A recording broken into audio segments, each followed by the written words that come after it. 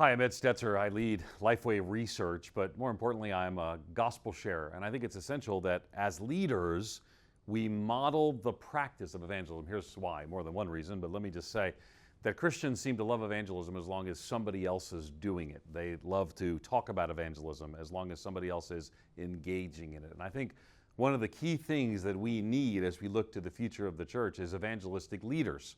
Immediately some say, but I don't have the gift of evangelism. Well, here's the good news. There's no gift of evangelism in the Bible. Now, some people are going to say, well, wait a second. I remember that. I've taken a test that said I had the gift of evangelism or said I didn't. But the reality is there's no gift of evangelism listed in the Bible. There's an evangelist who is a gift to the church. And so the evangelist is someone God uses to help equip God's people to share their faith. But evangelism is not a gift of some believers. It's a responsibility of all believers. And that includes leaders. Now, this is really key because I know many pastors, many church leaders, they desire to have an evangelistic church, and I do as well. But for me, one of the things that I try to remind myself of, and hopefully I'll remind you of, is that you can't lead what you won't live. You can't lead what you won't live. Matter of fact, let me give you an example.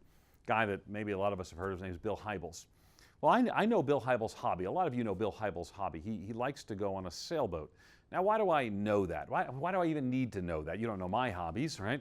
Well, the reason I know that is Bill talks about it, and he talks about this as an evangelistic opportunity. Bill is on a sailboat sharing the gospel. Now, I don't sail, and I don't have a sailboat, but what I would say is my neighborhood is my sailboat as I share in my own congregation. So as a pastor, a volunteer pastor of a local church, I stand up and I share about my neighbors. I've had the privilege of sharing the gospel with 7 of 8 of my neighbors, not inviting them to church, not telling them about what we do or whatever involvement or engagement I want to encourage them towards, but I've been in 7, 8 of their homes to share the gospel with them. As a matter of fact, I've actually mapped out the 8 closest homes to me.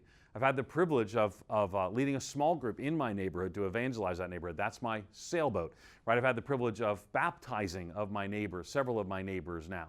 In our tradition, someone becomes a believer and we baptize them following such.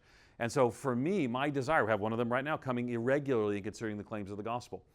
I get up at church. I talk about these things. You can't lead what you won't live.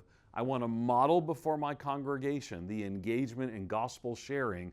Why? Because I want to be an evangelistic person because God has given every believer that responsibility. But I want to lead an evangelistic church. Now, here's the reality. Evangelism is difficult. There are a lot of other things that can draw us in another direction, right? We can do outreach, and that's great. Outreach is a broad, generic term. Evangelism's part of it. We could do Christian ministries of mercy, and we should. We should do more of those things. But at the end of the day, there's always going to be the stumbling block of the cross. Most of the time we share the gospel, people are not going to immediately respond by grace and through faith. So this is the area that gets resisted. So if this is going to be consistently resisted, we have to be consistently reminding people of the importance of evangelism. So let me encourage you to lead and live evangelism as a leader, to make it part of your ministry, make it part of what you share before a congregation, make it a value. We need a resurgence of evangelism in our nation and the world today. So let's be about showing and sharing the love of Jesus to a broken and hurting world. Let's lead in evangelism.